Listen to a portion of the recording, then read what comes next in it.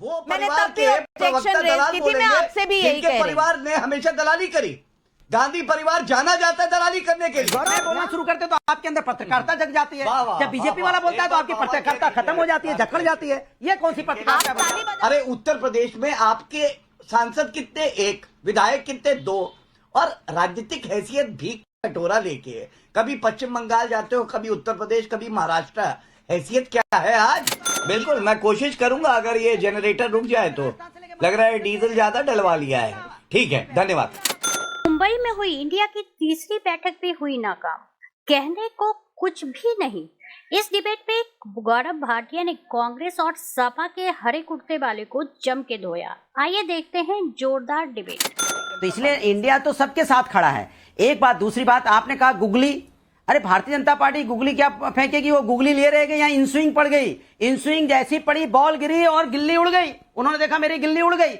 अब गिल्ली उड़ गई तो परेशान है, तब खोज रहे हैं कि वहां कन्वेनर नहीं हुआ, तो फलाना नहीं हुआ, तो चेयर खाली थी, तो चेयर भरी थी, तो वो चले गए, वो आ गए। अरे भैया, इंडिया एक है, राष्ट्र के मुद्दों पे हम एक हैं। हमारे पास बहुत देश को बचाने के लिए, यहाँ महिलाओं के सम्मान के लिए, किसान के सम्मान के लिए, बेटियों के सम्मान के लिए, युवाओं के सम्मान के लिए, महंगाई बेरोजगारी रोकने के लिए हम पूरा इंडिया एक है।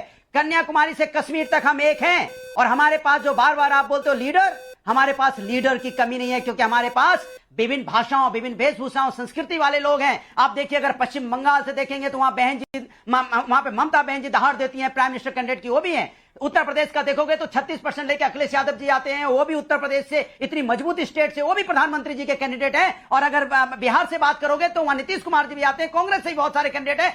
लेकिन तेजस्वी जी भी हैं। 40 करोड़ की पॉपुलेशन, नीतीश कुमार का नाम लेते तेजस्वी जी भी तो हैं। बन सकते हैं। लेकिन एनडीए के, अब आप बोलने लगे बीच में, आप मुझे बोलने मत दीजिए, तो आप बोल दीजिए, आप बोलिए, फिर मैं बात, सब बोले, आप चुप रहे, मैं बोलूं, आपको दिक्कत आ गई, तो आप मुझे बोलने दीजिए। एनडीए के पास एक भी चेहरा नहीं है, एक चेहरा है, दूसरा चेहरा नाम नहीं ले सकते। मैं नाविका जी चैलेंज से बोलता हूं, एक चेहरे के अलावा क्या वहां पे तानाशाही है, इसलिए एक चेहरे के अलावा दूसरा चेहरे का नाम नहीं ले सकते। हमारे यहाँ लोकतंत्र है। मैं डंके की चोट पे कहता हूं कि अखिलेश यादव जी भी देश के प्रधानमंत्री बन सकते हैं। तो क्या अब आप मुझे बोलने दीजिए। अब आपने इतना समय दिया, नहीं, आप कितना बोलेंगे भाई?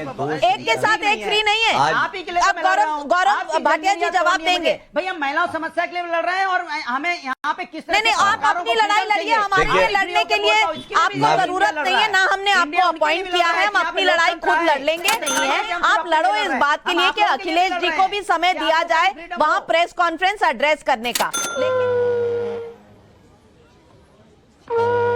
मैं कांग्रेस के प्रवक्ता की और सपा के प्रवक्ता दोनों की बात का उत्तर देता हूं। सबसे पहले तो इंडिया नाम रखा है, कांग्रेस के प्रवक्ता को तो ये बताना चाहिए, जब नारे लग रहे थे जेएनयू में भारत तेरे टुकड़े होंगे इंशाअल्लाह इंशाअल्लाह, वहां पे राहुल गांधी समर्थन कर रहे थे। ये कैसा इंडिया है? तभी तो इनको घमंडिया बुलाते हैं, क्योंकि भारत माता के टुकड़े होंगे और राहुल गांधी खड़े हैं। दूसरी बात, राहुल गांधी ने तो स्वयं कहा है, नाविका जी, भारतीय वीर सेना चीनी सेना से पिट गई। अरे पिट तो राहुल गांधी गए, पिटा हुआ मोहरा है ये राजनीतिक शतरंज में।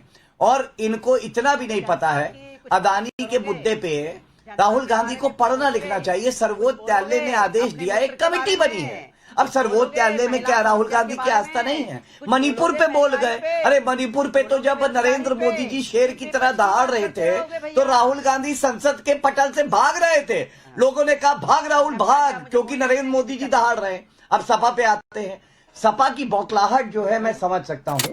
देखिए है क्या, आज अखिलेश यादव को बुलवाया भी नहीं। अब उत्तर प्रदेश के पूर्व मुख्यमंत्री रहे हैं, 80 लोकसभा की सीटें हैं वहां से, और नाविका जी उनको इज्जत नहीं दी गई और बुलवाया नहीं क्या? अब ये पोस्टर देखिए मैं लेके आया हूं, जैसे रावण के कई सर थे ऐसे ही कुछ सर दिखाए हैं।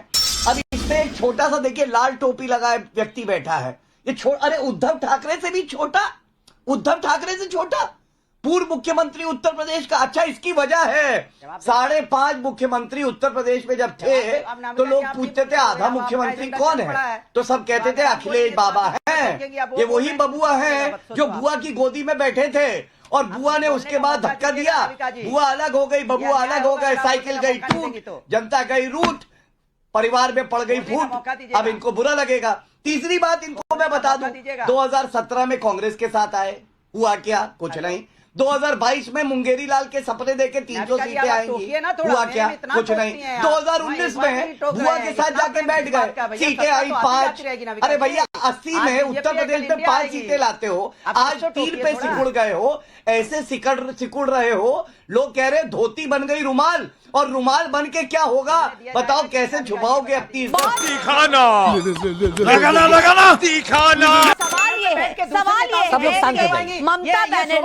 ममता बनर्जी परसों पहुंच गई थी, जब मीटिंग शुरू भी नहीं हुई थी। उन्होंने मुंबई में 2.5 दिन बिताया, पर जिस दिन मीटिंग थी जल्दी निकल कर चली गई। MK स्टालिन जी ना पिछली बार रुके थे ना इस बार रुके। और नहीं प्रेस कॉन्फ्रेंस में कई लोग थे वहां पर जो प्रेस कॉन्फ्रेंस तक नहीं रुके। अब ये क्या बताता है कि कुछ कहने के लिए नहीं था या कोई बात ही नहीं बनी? देखिए नविका जी, सवाल नहीं है, 2 बड़ी बड़ी बातें। और मुझे लगता है कि नेशनल दलाल ऑफ एरोगेंसी के टीम के लोगों को, और खासकर भारतीय जनता पार्टी आप बार-बार दलाल बोलते, थोड़ा सा मैडम उससे पहले आप बार-बार घमंडियां सुन रही थी, आपको तकलीफ होने लगी। ये सब तो भाषा तो आप जो देंगी वो नहीं। आप ही लोग नेता हैं इस देश के, आप ही को स्तर तय करना है।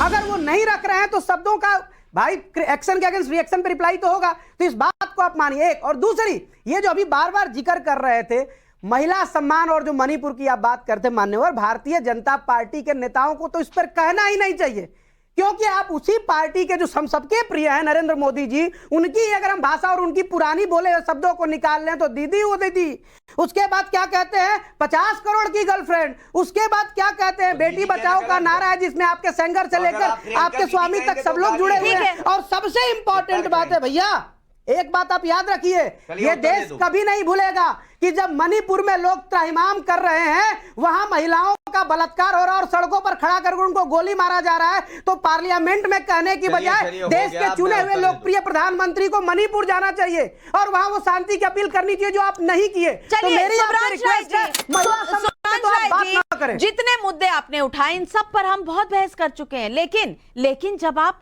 इंडिया गठबंधन की मीटिंग पर कुछ नहीं कहते तो लगता है आपके पास कहने के लिए कुछ है नहीं। लेकिन गौरव भाटिया जी, आपका क्या काउंटर? कांग्रेस के प्रवक्ता हमेशा दलाली क्यों बोलते हैं? फिर समझ में आया कि देश की दलाली सबसे ज्यादा किसी ने करी है तो भ्रष्टाचारी गांधी परिवार ने, जिसके 3 सदस्य बेल पे बाहर है भ्रष्टाचार के आरोप पे। और भाषा की मर्यादा की बात करते हैं सुब्रांश आप। नरेंद्र मोदी जी चुने हुए प्रधानमंत्री है, चौकीदार चोर है बोल दिया। 2019 में जनता ने ऐसी लात मारी, कांग्रेस अभी तक गाल फूला हुआ है, गाल पे लात मारी, सोचिए। और आप बताइए मोदी तेरी कब्र खुदेगी, ये किस तरह की भाषा है राहुल गांधी की? अरे उत्तर प्रदेश में आपके सांसद कितने? 1, विधायक कितने? 2, और राजनीतिक हैसियत भीख कटोरा लेके कभी पश्चिम बंगाल जाते हो, कभी उत्तर प्रदेश, कभी महाराष्ट्र। हैसियत क्या है आज? भीख का कटोरा वो पार्टी लिए जो कभी सीटें बांटती थी। खैर छोड़िए इनको, वक्त ने इनको खत्म कर दिया, दलाली कर रहे थे देश की। मैं आनंद भाई के पास आना चाहता हूं। तो दलाल किसने बोला मेरी पार्टी को? मैंने तब भी ऑब्जेक्शन रेज की थी, वो परिवार के प्रवक्ता दलाल बोलेंगे, मैं आपसे भी यही कह रही हूं। परिवार ने हमेशा दलाली करी, गांधी परिवार जाना जाता है दलाली करने के लिए। गौरव ध्यान से सुनिए, ऐसा है दो तीन बड़ी बड़ी बात है। आशुतोष एक मिनट सुब्रांश राय जी, सुब्रांश बात ये है, आप वो पार्टी है जिसने मध्य प्रदेश में सरकार चोरी करी, महाराष्ट्र में आपने डकैती करी, कर्नाटक में आपने पिछले दरवाजे से लूट मचाई। अब आपके विदाई का वक्त आ गया है। और दूसरी इंपॉर्टेंट बात रही भाषा की, हाइब्रिड बछड़ा किसने बोला? नरेंद्र मोदी ने। ये उनका महिलाओं के प्रति सम्मान है। आपकी पार्टी के नेता ने बलात्कार किया उत्तर प्रदेश में और उसके परिवार को मरवा दिया। ये राजनीतिक हैसियत की आप बात कर रहे हैं। आज आपके केंद्रीय मंत्री के घर पर उसके ओएसडी की गोली मारकर हत्या हो जा रही है। ये लखनऊ का रामराज्य। ये कहना चाह रहे हैं अशोक गहलोत कहते हैं जो महिलाएं हमारी बहनें क्योंकि कई सारे राज्यों में अभी आपका वजूद नहीं है। और एक सबसे इंपॉर्टेंट बात, छत्तीसगढ़ के मंत्री कहते हैं छोटा रेप हुआ है। छोटा रेप क्या होता है ये बताओगे? छोटा रेप क्या होता है? दिव्या मादेवना एमएलए है, वो कहती है मैं सुरक्षित करके चल रहे, लोकतंत्र में आए हैं, जनता।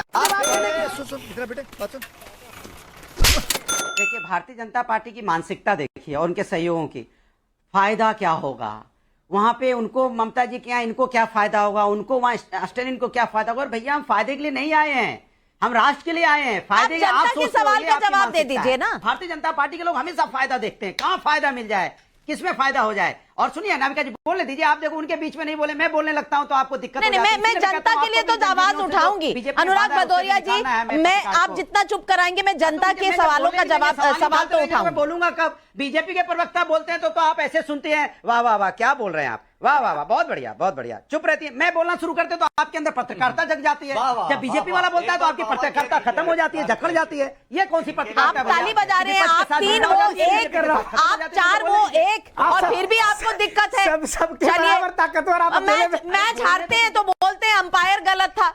नहीं, सबसे ज्यादा ताकतवर आप ही है, क्योंकि सारा बोलने सिस्टम ही तो नहीं देती, आप मेरे बीच में टपक पड़ती तो मैं क्या करूं बताओ भला। मैं बोलने दीजिए मुझे, जवाब तो एक दीजिए, तो दीजिए। मैंने कहा जनता भारतीय के जनता सवाल पार्टी का जब जवाब। वंशवाद की बात करती है, बोलने दीजिए जब हाँ उसका जवाब दे रहा हूं। जब भारतीय जनता पार्टी परिवार और वंशवाद की बात करती है तो उनका परिवार और वंशवाद का मतलब होता है मेरे साथ अगर सत्ता में आ जाओ, चौटाला जी मेरे साथ आ गए अब परिवारवाद नहीं है, एनसीपी मेरे साथ आ गया अजित पवार अब परिवारवाद में नहीं है, शिवसेना मेरे साथ आ गए हैं शिंदे साहब अब परिवारवाद में नहीं है, पीडीपी इनके साथ थी तो परिवारवाद में नहीं थे, अपना दल इनके साथ है तो अब परिवारवाद में नहीं है, अब इनके साथ आ गए निषाद पार्टी परिवारवाद में नहीं है, अनुराग ठाकुर आ गए जिनके पिताजी चीफ मिनिस्टर थे अब परिवारवाद में नहीं है, कल्याण सिंह की पूरा बेटा बहू पोता सब यहाँ पोता भी मंत्री है अब परिवारवाद में नहीं है, भ्रष्टाचार जब ये अजित पवार पे भ्रष्टाचार का आरोप लगा रहे थे इनके साथ आ गए अब वो भ्रष्टाचारी नहीं है, ये वो लोग जो तुष्टीकरण की राजनीति करते हैं इनके सरकार में दंगा होगा हरियाणा में तो वो कांग्रेस के आरोप लगाते हैं, भारतीय जनता पार्टी है जो सिर्फ और सिर्फ अपनी बात से अपनी बातों में फंसी रहती है, ये जनता के मुद्दों पे बात नहीं करती है, इसे सत्ता चाहिए किसी भी कीमत पे सत्ता चाहिए, चाहे वो इंडिया की बुराई करके सत्ता ले ले। गौरव भाटिया जी, तर्क तो दमदार है, जवाब दीजिए गौरव भाटिया जी 30 सेकंड। और परिवारवाद पे तो मैं इतना कहूंगा, वो पार्टी परिवारवाद की बात कर रही है जिसको कभी यादव परिवार के बाहर का व्यक्ति नहीं मिला अध्यक्ष बनाने के लिए जब से पार्टी बनी है। और अब मैं भाजपा की बात करूंगा, 56 इंच की छाती चौड़ी हो गई। आप बताइए नरेंद्र मोदी जी सरकार बनाने के लिए कौन से परिवारजन बीजेपी को कोई प्रवक्ता नहीं मिला जो परिवारवादी प्रवक्ता को बनाया। गलत बात।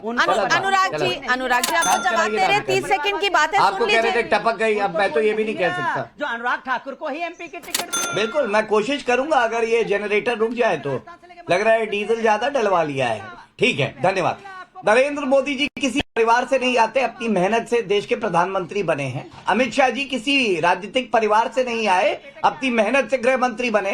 जेपी नड्डा जी हमारे राष्ट्रीय अध्यक्ष किसी परिवार की उपज नहीं है, अपनी मेहनत से बने हैं। राजनाथ सिंह जी रक्षा मंत्री परिवार से नहीं आते, राजनीतिक अपनी मेहनत से बने हैं। और भाजपा जब से पार्टी बनी है कभी एक परिवार के 2 सदस्य अध्यक्ष नहीं बने हैं और प्रधानमंत्री देश को 2 दिए, दोनों यशस्वी पूजनीय। और आप देखिए एक परिवार से नहीं आते हैं। अब मैं आनंद जी से एक सवाल पूछना चाहता हूँ। आनंद भाई मेरा सवाल आपसे है, महाराष्ट्र की धरती पे घमंडिया की बैठक हो रही थी, वो व्यक्ति वहां खड़ा था जिसने कहा था मैं वीर सावरकर नहीं हूँ, माफी नहीं मांगूंगा। और बाला साहब ठाकरे जी जो श्रद्धेय हैं उन्होंने कहा था मैं अपनी दुकान बंद कर दूंगा लेकिन कांग्रेस के साथ नहीं जाऊंगा। सही सवाल है। गौरव भाई की बात का जवाब देता हूं। गौरव भाई, जब राहुल गांधी जी की आशीर्वाद यात्रा जो उनकी यात्रा थी जब वो चल रही थी तो उस समय उन्होंने वीर सावरकर जी पर टिप्पणी की थी। हमारे नेता उद्धव ठाकरे जी ने आपत्ति जताई, कहा कि कांग्रेस और राहुल गांधी जी को चेतावनी देता हूं, आप वीर सावरकर जी का अपमान करना बंद करें। हम अलग अलग विचारधाराओं की पार्टियां हैं, हम 30 साल बीजेपी के साथ रहे हैं, आपके साथ नया दोस्ती का हाथ मिलाया है, आपके साथ नया दोस्ती का हाथ मिलाया है। यदि आप हमारे महापुरुषों का अपमान करेंगे तो हमसे बर्दाश्त नहीं होगा। तत्काल प्रभाव से राहुल गांधी जी ने हमारी बात को माना, वो विषय वहां समाप्त हुआ। आप वीर सावरकर जी को भारत रत्न कब देंगे? आज नविका कुमार जी के शो में आपको बताना चाहिए। देश की जनता उत्सुकता व सुनना चाहती है। आज 9 साल हो गए, इस बात का इंतजार है, पूर्ण बहुमत की सरकार है। बताइए भारत रत्न वीर सावरकर जी को आप कब देंगे? कैसे उनका सम्मान करेंगे? आपने आपत्ति जताई और उसके बाद लंच डिनर सब हो चुका और राहुल गांधी जी ने अपना बयान वापस नहीं लिया।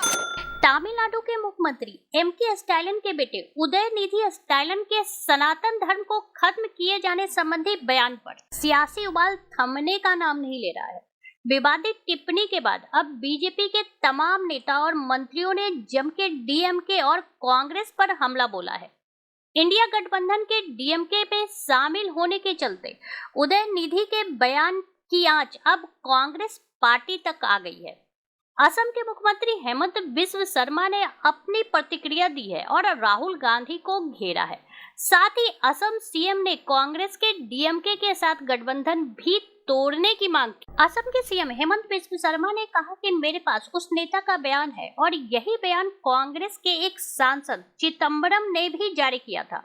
मैंने कांग्रेस अध्यक्ष खड़गे को भी कमोबेश इसी तरह का बयान देखा है। मेरे पास है। मैं तमिलनाडु के मंत्री की निंदा नहीं करना चाहता क्योंकि उन्होंने खुद को बेनकाब कर दिया है, लेकिन सवाल यह है कि क्या कांग्रेस पार्टी अब भी डीएमके के साथ गठबंधन में रहेगी। राहुल गांधी के लिए यह एक परीक्षा है। उन्हें इस बात का निर्णय लेना होगा कि सनातन धर्म का सम्मान करते हैं या नहीं। अगर उन्होंने डीएमके के नेता से नाता नहीं तोड़ा तो यह तय होगा कि वो हिंदू विरोधी हैं। उदयनिधि स्टालिन ने शनिवार को सनातन धर्म की तुलना डेंगू, मलेरिया और कोरोना वायरस से की थी, जिसके बाद राजनीतिक विवाद खड़ा हो गया। मंत्री ने कहा कि इसका न केवल विरोध किया जाना चाहिए बल्कि इसे खत्म कर देना चाहिए। सनातन उन्मूलन सम्मेलन में बोलते हुए उदयनिधि स्टालिन ने कहा कि सनातन धर्म सामाजिक न्याय और समानता के खिलाफ है। उन्होंने सम्मेलन में कहा कि कुछ चीजों का विरोध नहीं किया जा सकता, उन्हें खत्म ही किया जाना चाहिए। हम डेंगू, मच्छर, मलेरिया या कोरोना का विरोध नहीं कर सकते, हमें इसे खत्म करना है। इस तरह हमें सनातन धर्म को खत्म करना है। इस बयान को लेकर आपकी क्या विचार है, हमें जरूर बताएं। हमारे चैनल को लाइक एंड सब्सक्राइब करना ना भूलें।